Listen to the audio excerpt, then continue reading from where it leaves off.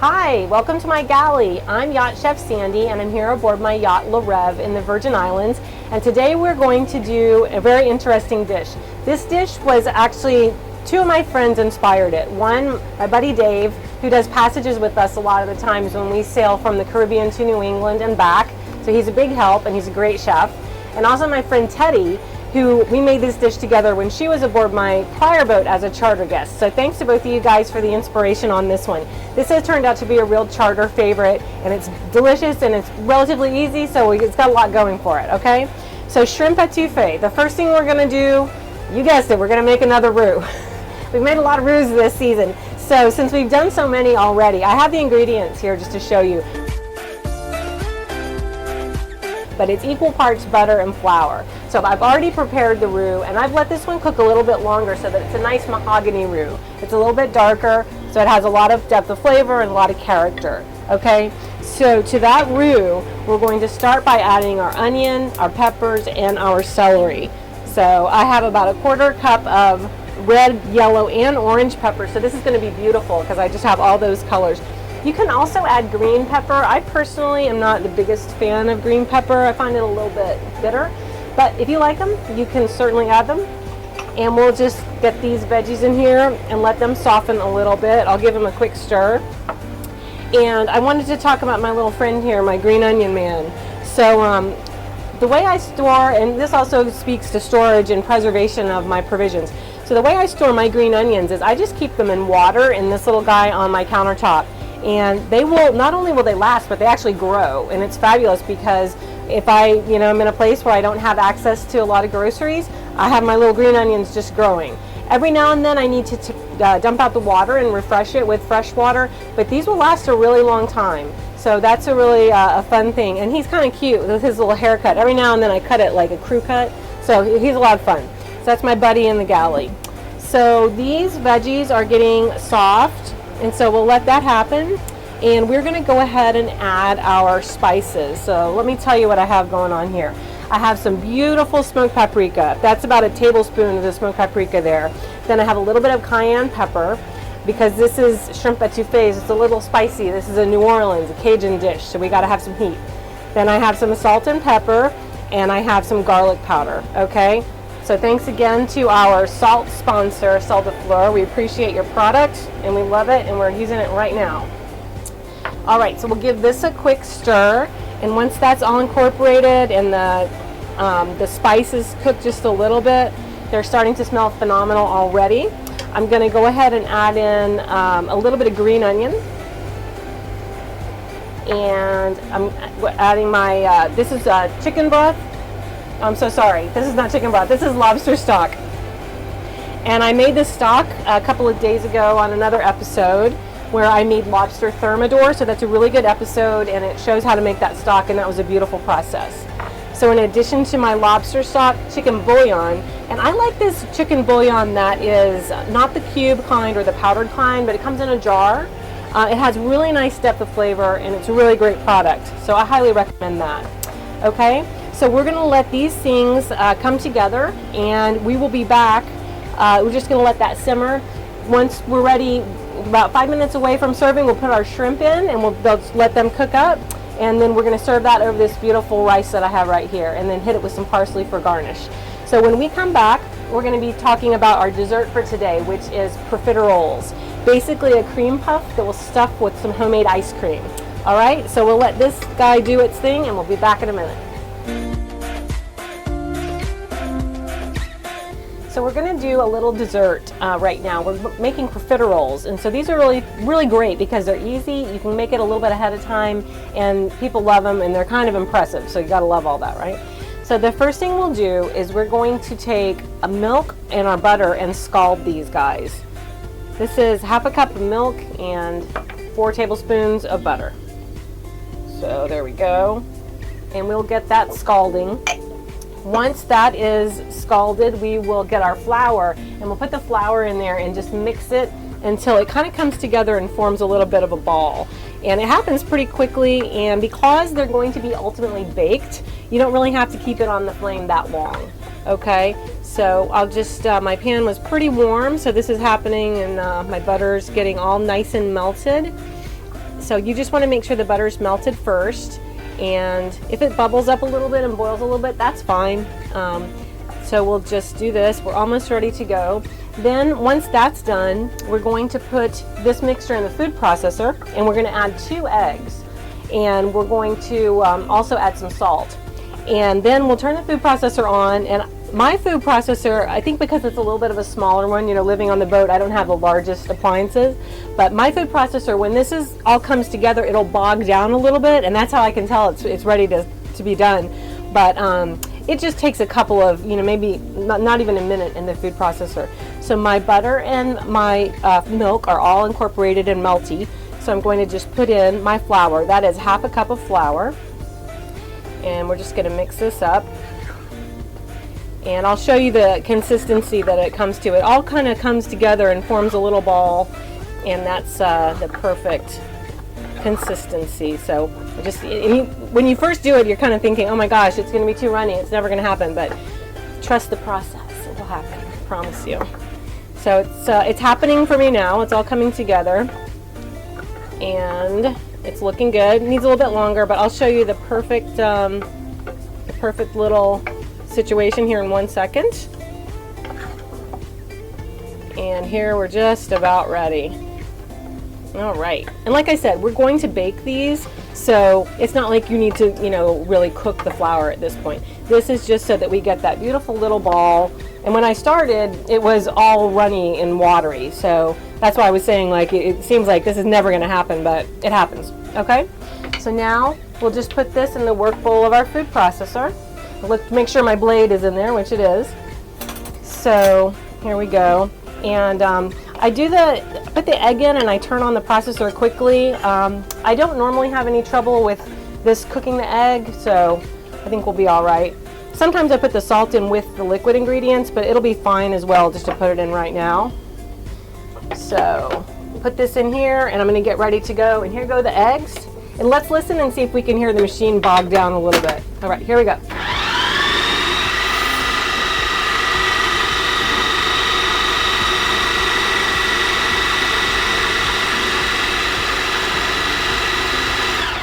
All right, I heard it just barely start to bog down, so I pulled it off. And this is a perfect consistency. All right, so I'm just gonna go back in there. All right, so now what we're going to do is we're going to put this into a Ziploc bag, okay? And we're going to use this basically like a piping bag. And we'll put it in here, and when we're ready to cook them, we'll just cut a little notch on the corner, and we'll just squeeze these little profiteroles out. I like to make mine kind of small size, that way I can do a couple of different varieties of ice cream. So, you know, I tend to make mini desserts, but then you get an assortment. So that's what we'll do, and we'll get this mixture into the piping bag, and then we'll be right back.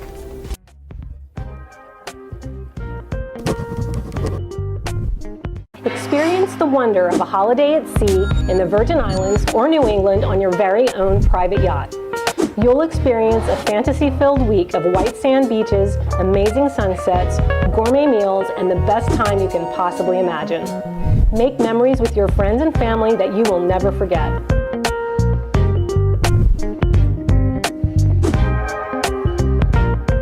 Email us at info@sailthedream.com or visit www.sailthedream.com for more details.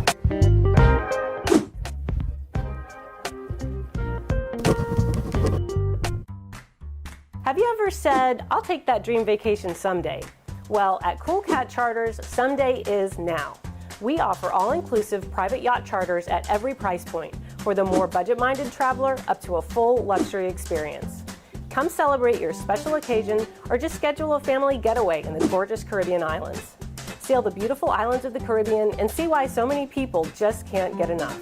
Visit coolcatcharters.com to see a listing of our featured yachts, or contact us to learn more about the many other sailing and motor yachts available for charter in the islands.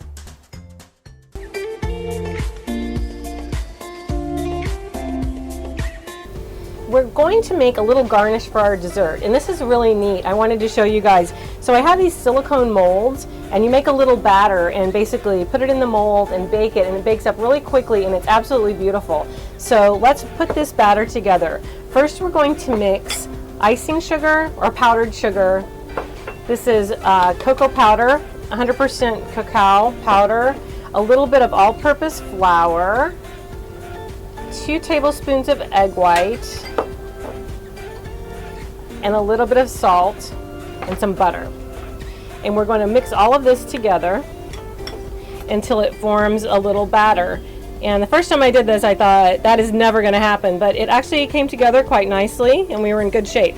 So we'll just mix it until we get it all comes together, and it's just a little bit of the batter, and it's kind of more of a dough than a batter because it's not runny or anything. Let's just see. It's looking pretty good. Now I'm starting to have more confidence that it's actually going to do it. The first time I did this, I was like, there is no way. But looky there. All right. So now everything is incorporated, and I'm going to grab an offset spatula, and I brought it out here so I'd have it ready. I see it. It's over there. And I'll show you how we're going to do this silicone mold. So what you really need to find, and look at that. You can see the consistency. It came together. It really happened. Okay, you need to find a flat surface. So what I'm probably going to do here, I think I'm going to flip my little cutting board over, and that's pretty flat. Then I'll put this guy down, grab my offset, and we're just going to take a little bit and just press it here and just spread it around. Now the key here is we don't, all that buildup, we can't have that. So we have to clean all that off with our offset spatula. That's why it's important to have something like this. If you don't have an offset spatula, you could try a rubber spatula, but I really recommend the offset. And you want to make sure to get that batter all down there, incorporated into that little mold, and not have any holes. If you have holes, it might break when you pull it out. Okay, but you can see how that looks. And I'll just have to keep working on that to clean that up a little bit more, but we're getting there. So what we'll do is we will fill our whole mold with this and get everything nice and flat, and then we'll bake this in the 350-degree oven just for about 8 minutes, and we can test it, and when it's ready to come out, we'll bring it out, we'll let it cool. And so one cool thing we can do is if we want it to have a different shape, we can place it over a rolling pin while the batter is still hot, and then it'll have a little bit of a curved shape, or you know, we can make it look like the coral fan is kind of moving around in the wind. So I'm going to go ahead and fill these out, and when we come back, we'll throw it in the oven, and we'll be ready to see what happens after that. Thanks.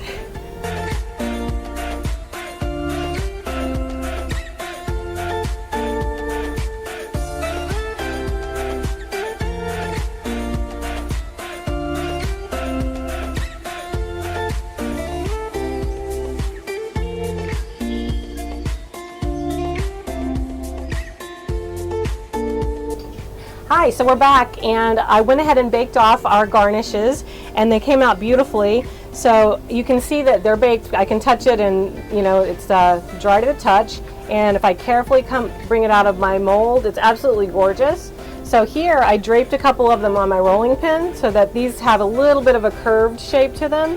So that just looks a little bit more natural. So that's kind of fun too. So I just wanted to show you guys how cool that is. I really am excited about these molds.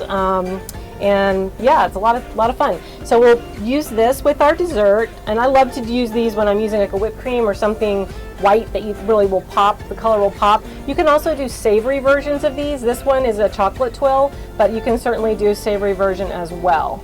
All right, so let me go ahead and just get this one. See, one of them broke on me, but you know, that happens, so just make a couple extra just in case. No big deal. All right, but we certainly have plenty of good ones to use.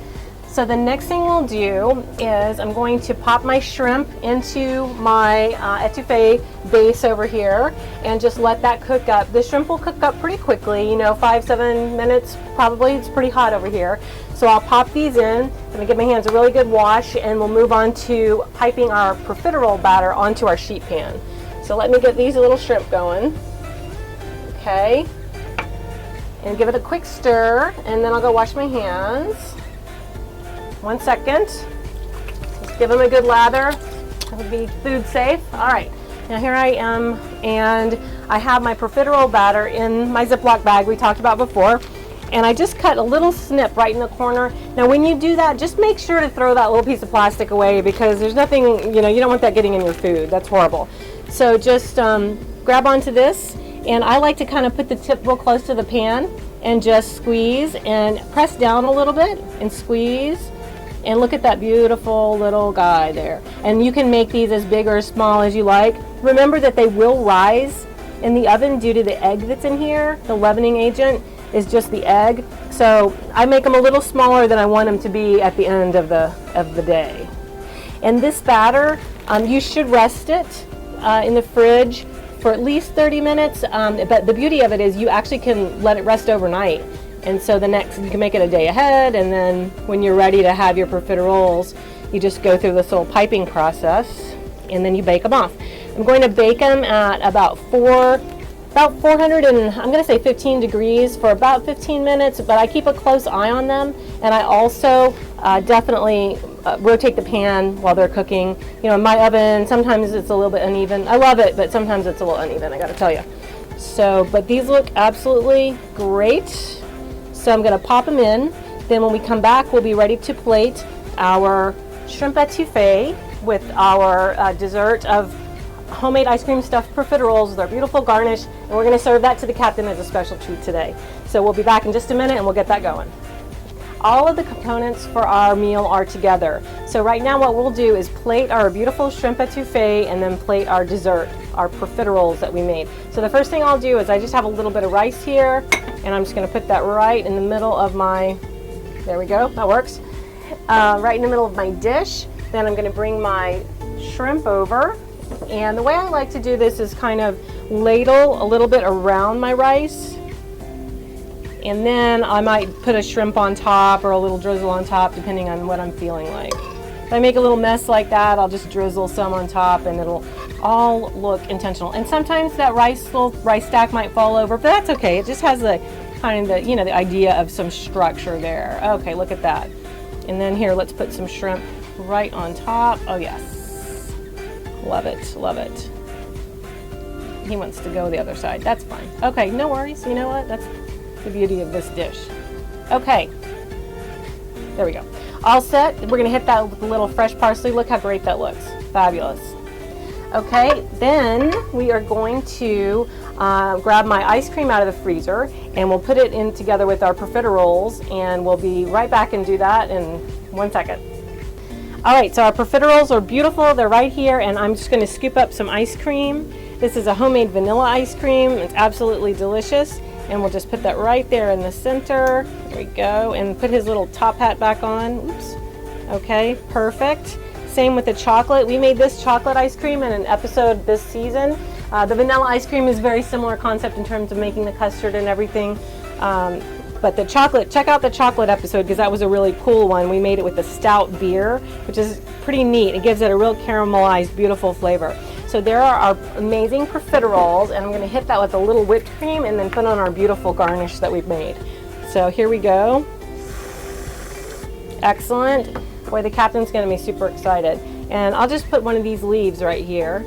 And there we go. We have our meal for the captain. We're going to run up and serve it to him. Let me also hit this with a little bit of my homemade salted hot buttered rum caramel sauce. This is delicious. And I like to just drizzle this right over the top. There we go. Oh, he almost fell over. All right, there we go, you guys. Thanks so much for watching. We're going to go take it to the captain before we sign off, so we'll see you topside.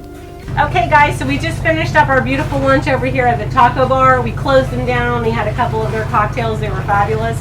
And now we're back on the boat, and we wanted to show you a tradition in the Caribbean, especially down island. A lot of times when you go out to a restaurant or you go to someone's home, everybody has their own rum infusion that they make and they're proud of.